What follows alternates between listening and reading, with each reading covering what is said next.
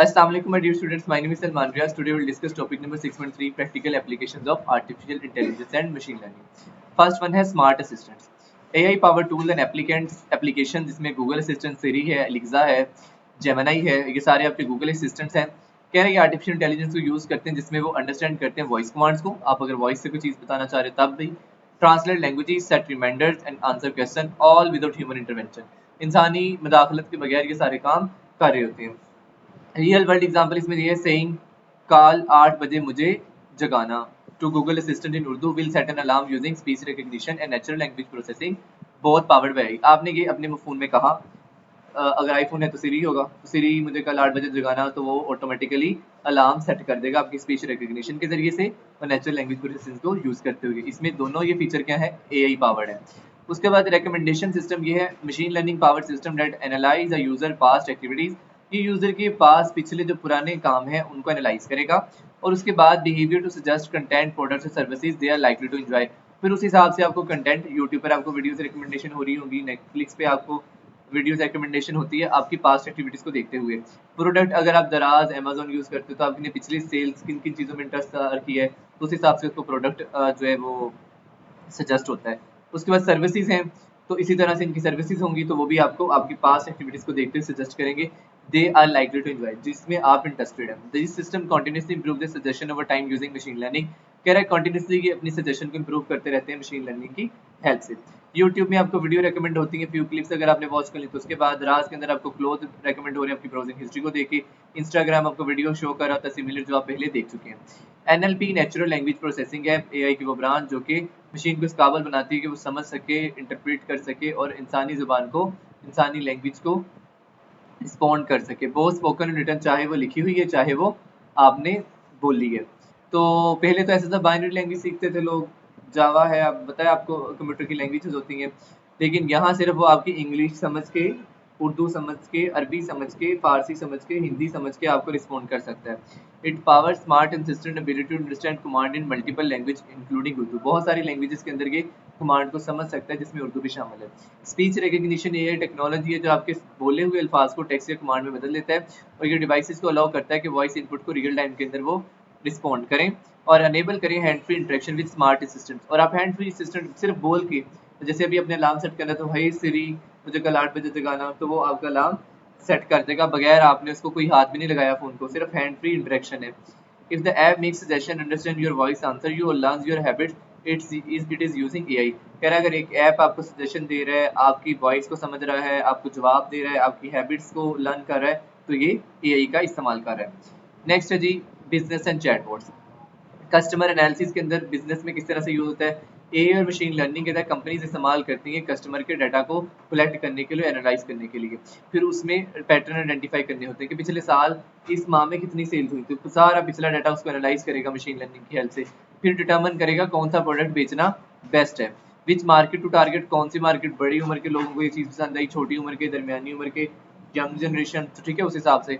And which items are needed in specific location, और कहाँ ये आइटम चाहिए, डीएचए में चाहिए, मतलब लो इनकम वाले लोग इसको ले सकते हैं कि नहीं ले सकते, हाई इनकम वाले लोग इसको ले सकते हैं कि नहीं, क्वालिटी मैटर करती है, प्राइस मैटर करती है, वो सारा कस्टमर एनालिसिस आप करते हो मशीन लर्निंग और एआई को यूज करते हुए.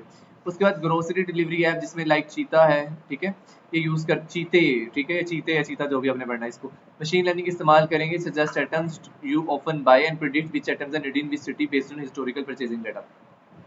तरीकी जो परचेजिंग डाटा है, खरीदारी का जो पुराना डाटा है उसको इस्तेमाल करते हुए ये ऐप जो है सजेस्ट करती है कि आप कौन सी चीज़ बाय करते हैं अक्सर, फिर उसी हिसाब के आपको सिटी के हवाले से आपको चीज़ें चाहिए होती है वो प्रेडिक्ट करेगा. चैटबॉट्स क्या होते हैं, कह रहा है बिजनेस एआई पावर्ड सिस्टम इस्तेमाल करता है, बैंक्स इस्तेमाल करते हैं, टेलीकॉम्स, ई कॉमर्स साइट्स इस्तेमाल करती हैं, date can answer customer question without human agent. इसमें इंसानी मदाखलत नहीं होती और ये कस्टमर के क्वेश्चन को जवाब दे रहा होता है. ये टाइप क्वेश्चन को समझता है एआई की मदद से और ऑटोमेटिकली रिस्पॉन्ड करता है. अवेलेबल 24/7, मतलब 24 घंटे की अवेलेबल रहता है. Automated help system, AI driven customer service tools that handle common queries, complaints and requests automatically. Common queries जो होती हैं automated help systems है.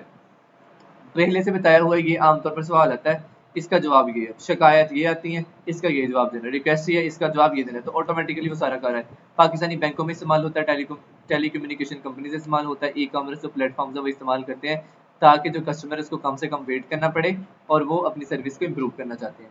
एआई बिजनेस के लिए क्यों अहम है? 3 बेनिफिट है। एआई वर्क को फास्टर कर देता है, रेपिटेटिव नेचर के जो काम है उनको ऑटोमेटिकली करके बिजनेस को हेल्प करता है उसको पैसा बचाने में।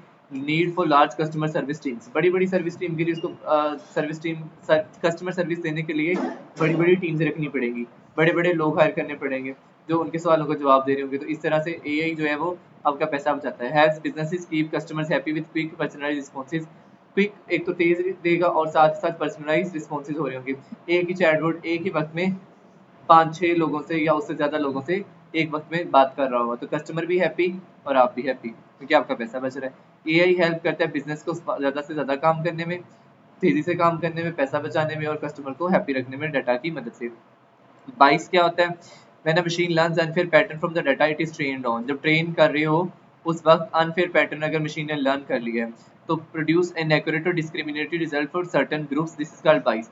तो फिर ये जानबदार हो जाएगा। मतलब मैंने इसको ना अपने एचआर डिपार्टमेंट में रख लिया कि आपके पास इतनी सीवीज आएंगी, आपने उनमें से 10% मेल को रेकमेंड करना है और 5% फीमेल्स को।